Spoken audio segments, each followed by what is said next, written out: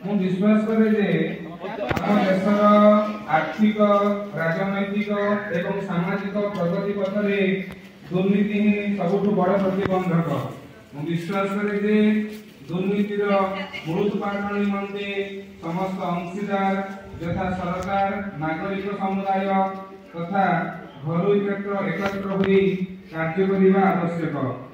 मु अनुभव करे जे प्रत्येक नागरिक सब समय सतर्कता सहित सर्वाधिक साधुता और सत्यनिष्ठारे प्रतिबद्ध रही दुर्नीति विरुद्ध संग्राम को समर्थन करने उचित।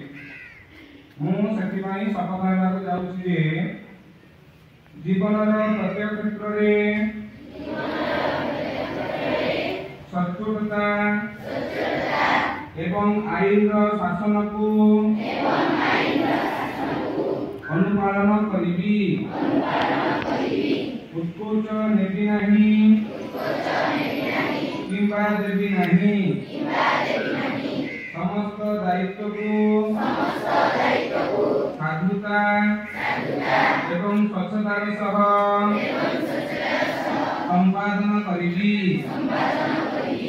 जनसाधारण हित साधन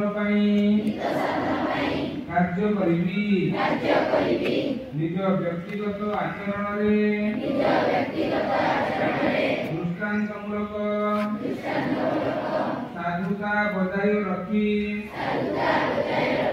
उदाहरण हेबी दुर्नीति संपर्कित कौनसी घटना उपयुक्त कर्तृपक्ष को अवगत कराइबी।